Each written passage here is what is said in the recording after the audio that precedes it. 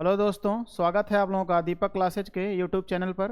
मैं नदीम सर। हम लोग पढ़ रहे थे परसेंटेज, जिसमें परसेंटेज की ये आज 5वीं क्लास है। ठीक है, आइए शुरू करते हैं। देखिए, कह रहा किसी शहर की जनसंख्या 12,000 थी। एक वर्ष में पुरुषों की जनसंख्या में 9% तथा महिलाओं की जनसंख्या में 12% की वृद्धि हुई, जबकि कुल जनसंख्या में 10% की वृद्धि हुई। तो उस शहर में पुरुषों की जनसंख्या कितनी थी? एलिगेशन मेथड हम लोग पढ़े तो उसी से सॉल्व करेंगे। मेल और फीमेल रेशियो निकाल लेते हैं इनके बीच में। पहले जनसंख्या में वृद्धि कितने की हो रही है? 9% की। पुरुषों की जनसंख्या में वृद्धि कितने की है? 9% की। महिलाओं की जनसंख्या में 12% की वृद्धि। और कुल मिला लिए तब जनसंख्या में वृद्धि कितने की हो रही है? तब जनसंख्या में 10% की। तब जनसंख्या में 10% की वृद्धि। एलिगेशन निकाल लगाएंगे, रेशियो पता चल जाएगा। 12 में से 10 जाएगा, कितना बचेगा? यहाँ पे 2। और 10 में से 9 जाएगा, कितना होगा? 1। पुरुषों की जनसंख्या का रेशियो कितना है? 2। महिलाओं की जनसंख्या का रेशियो कितना है? 1। कह रहा उस शहर में पुरुषों की जनसंख्या, तो टोटल रेशियो का योग कितना है? 3। और टोटल जनसंख्या कितनी है? 12।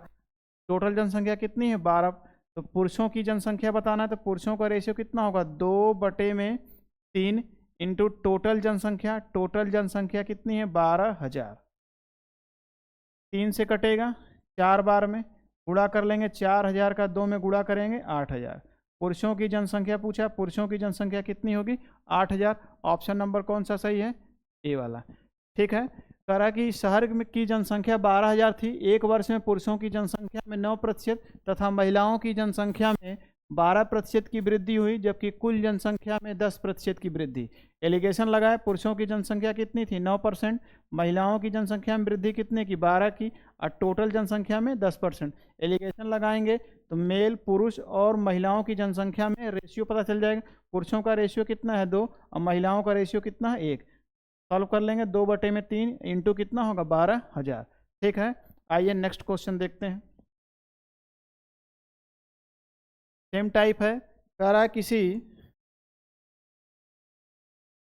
किसी शहर की जनसंख्या 8,000 थी। एक वर्ष में पुरुषों की जनसंख्या में 10% तथा महिलाओं की जनसंख्या में 8% की वृद्धि हुई, लेकिन कुल जनसंख्या में 9% की वृद्धि हुई।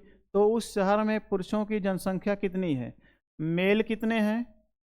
पुरुषों की जनसंख्या में वृद्धि हो रही है 10% की, और महिलाओं की जनसंख्या में वृद्धि है, फीमेल की जनसंख्या में वृद्धि है 8% की।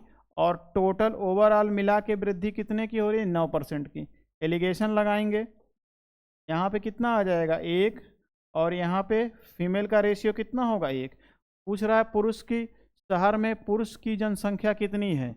तो टोटल जनसंख्या पुरुष का रेशियो कितना है? 1। कितने में? 1 और 1 का योग कितना होगा? 2 इंटू टोटल जनसंख्या। कुल जनसंख्या है 8,000। 2 से डिवाइड करेंगे 8,000 को कितनी बार में? 4,000 बार में। पुरुषों की जनसंख्या कितनी हो जाएगी? पुरुषों की जनसंख्या हो जाएगी आपकी 4,000। ऑप्शन सही है इसमें, ऑप्शन नंबर बी। ठीक है, आइए नेक्स्ट क्वेश्चन देखते हैं। सर, एक गांव की 5,000 लोगों की आबादी में पुरुष 10% और महिलाएं 15% बढ़े। इससे एक वर्ष में कुल आबादी 5600 हो गई। गांव में मूलतः महिलाओं की आबादी कितनी थी? पुरुष कितने हैं? 5,000। टोटल आबादी कितनी है? 5,000। पुरुषों की आबादी में 10% की वृद्धि तथा महिलाओं की आबादी में 15% की वृद्धि। तो पुरुष कितने बढ़े हैं? 10%। और महिलाएं बढ़ी हैं आपकी 15%। पिछले वाले टाइप में इस वाले टाइप में थोड़ा सा चेंज है। पिछले वाले टाइप में ओवरऑल कुल मिला के जनसंख्या में वृद्धि देता था, यहाँ पे थोड़ा सा चेंज कर दिया। पहले दिया है पुरुषों की जनसंख्या कितनी थी? 5,000। और बढ़ने के बाद जनसंख्या कितनी हो गई? 5600। वृद्धि कितने की हो रही है? 600 की। कितने पे? 5,000 पे। परसेंटेज बनाना है तो गुणा कर दें कितने से? 100 से। ये 2 जीरो से 2 जीरो कैंसिल, 0 से 0। 5 से कटेगा 60, कितनी बार में? 12 बार में। कुल मिला के जनसंख्या में वृद्धि कितने की हो रही? 12% की। यहाँ पे कितना रख देंगे? 12। एलिगेशन लगाएंगे, 15 में से 12 जाएगा, यहाँ आएगा 3। और 10 में से 2 जाएगा कितना, 12 में से 2 जाएगा कितना आएगा 2।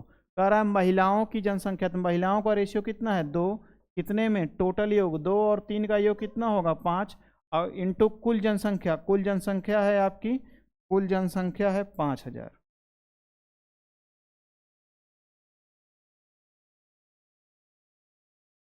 इंटू 5000, 5 से कटेगा 5000, 1000 बार में गुणा कर लेंगे, 1000 2 गुणे 2000। महिलाएं कितनी होंगी, महिलाएं होंगी 2000। ऑप्शन नंबर सही है आपका, ऑप्शन नंबर 1। ठीक है, ए वाला ऑप्शन सही है। नेक्स्ट देखते हैं।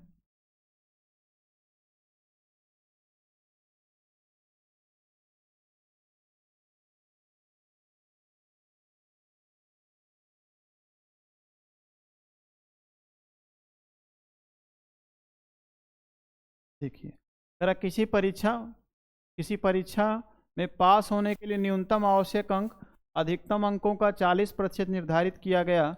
उस परीक्षा में एक विद्यार्थी ने 36% अंक प्राप्त किया और वह 20 अंकों से फेल हो गया। परीक्षा का अधिकतम अंक कितना है। यहाँ से टाइप थोड़ा सा चेंज हो गया है, परीक्षा पर आधारित प्रश्न आ गए। टोटल पूर्णांक, कुल पूर्णांक अपने आप में कितना होता है 100%। इस 100% में पास होने के लिए कितना चाहिए 40% अंक, 40% पास होने के लिए आवश्यक अंक, और कोई पास होने के लिए आवश्यक अंक, कोई विद्यार्थी है वो कितना प्राप्त करा 36% अंक प्राप्त किया, तो 36% अंक प्राप्त करेगा तो फेल हो जाएगा। 36% अंक प्राप्त किया, 36% अंक प्राप्त किया और वह 20 अंकों से फेल हो गया।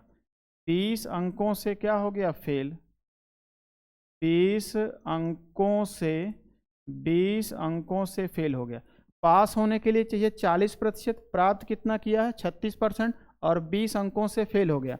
अगर इसको 4% अंक दे दें तो पास हो जाएगा, क्योंकि पास होने के लिए 40% चाहिए, प्राप्त कितना किया है 36, तो 36 को 40 बनाना है तो कितना परसेंट की कमी होगी 4, और 20 अंकों से फेल हो रहा है, अगर 20 अंक और दे दें तभी पास हो जाएगा। तो कह सकते हैं कि 4% का मान 20 अंक के क्या होगा बराबर, तो लिख सकते हैं यहाँ पे 4% बराबर 20 अंक। 1% का मान कितना होगा 20/4। कुल पूर्णांक अपने आप में कितना होगा 100%, तो 100% बराबर 20/4 गुणे 100,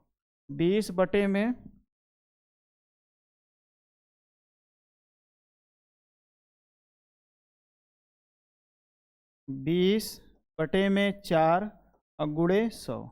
4 से 20 कटेगा 5 बार में, 100 का 5 में गुणा कर लेंगे कितना होगा 5। तो ऑप्शन नंबर सही है आपका, ऑप्शन नंबर बी। ठीक है, कर लेंगे। इसका शॉर्ट तरीका भी है, 40% पास किए, पास होने के लिए चाहिए 36% प्राप्त किया। 40% और 36% में डिफरेंस कितने का है 4% का। ये 4% वैल्यू होगी कितने की 20 की, तो 20/4 पूर्णांक अपने आप में कितना होगा 100%, तो 100 से क्या कर देंगे गुणा, आंसर आ जाएगा तुरंत कितना 500। ठीक है, समझ में आ रहा होगा। नेक्स्ट क्वेश्चन देखते हैं। देखिए, करा किसी परीक्षा में पास होने का न्यूनतम आवश्यक अंक अधिकतम आवश्यक अंकों का 45% निर्धारित किया गया। उस परीक्षा में एक विद्यार्थी 42% अंक प्राप्त किया और वह 12 अंकों से फेल हो गया। परीक्षा का अधिकतम अंक बताइए। तो 45% और 42% में डिफरेंस कितने का है 3% का, और अंकों में डिफरेंस कितने का है 12 का। तो कह सकते हैं 3% का मान बराबर है किसके 12 के। 1% बराबर होगा 12/3। पूर्णांक अपने आप में कितना है 100%, इसलिए 100% बराबर 12/3 गुणे 100। 3 से डिवाइड करेंगे 12 को कितनी बार में 4, 100 का 4 में गुणा कर लेंगे कितना होगा 400। परीक्षा का अधिकतम अंक कितना होगा 400। ऑप्शन नंबर सही है आपका ए वाला। ठीक है, आइए नेक्स्ट देखते हैं। नेक्स्ट है, यहाँ से थोड़ा सा टाइप चेंज है, किसी परीक्षा में पास होने का न्यूनतम आवश्यक अंक अधिकतम अंकों का 40% निर्धारित किया गया। उस परीक्षा में एक विद्यार्थी 220 अंक प्राप्त किया और 20 अंकों से फेल हो गया। परीक्षा का अधिकतम अंक कितना है? पास होने के लिए 40% चाहिए, प्राप्त किया है वो 220 अंक और 20 अंकों से क्या हो गया है? फेल। तो 20 अंक दे देंगे तो पास हो जाएगा। तो लिख सकते हैं 40% का जो मान है वो 220 प्लस 20 अंक के क्या होगा? बराबर। तो 40% बराबर 220 और प्लस 20 240। 1% का मान निकालेंगे। 1% बराबर 240 बटे में 40। पूर्णांक अपने आप में कितना होगा? 100%। इसलिए 100% बराबर 240 बटे में 40 गुणे 100। 0 से 0 कट जाएगा, 4 से कटेगा 24 कितनी बार में? 6 बार में। गुणा कर लेंगे 100 का 6 में, पूर्णांक कितना आ जाएगा? 600। ऑप्शन सही है आपका, ऑप्शन नंबर। ठीक है, समझ में आ रहा होगा। नेक्स्ट देखते हैं। किसी परीक्षा में पास होने का न्यूनतम आवश्यक अंक अधिकतम अंकों का 35% निर्धारित किया गया। उस परीक्षा में एक विद्यार्थी 115 अंक प्राप्त किया और वह 25 अंकों से फेल हो गया। परीक्षा का अधिकतम अंक बताइए। पास होने के लिए कितना चाहिए? 35%। 35% पास होने के लिए चाहिए और प्राप्त किया है 115 अंक प्राप्त किया और 25 अंकों से फेल हो गया। 35% का मान 35% बराबर 115 और 25 कितना होगा? ये 140। 1% का मान कितना होगा? 140 बटे में 35। पूर्णांक अपने आप में 140 बटे में 35। 140 बटे में 35। पूर्णांक अपने आप में कितना होगा? 100%। इसलिए 100% बराबर 140 बटे में 35 गुणे 100। 35 से कटेगा 4 बार में, 100 का 4 में गुणा कर लेंगे, कितना होगा? 400। पूर्णांक अपने आप में कितना होगा? 400। ऑप्शन नंबर कितना सा सही है? ए वाला। ठीक है, ठीक। आज की क्लास में इतना ही रहने देते हैं, फिर नेक्स्ट क्लास में कल फिर मिलेंगे। Thank you.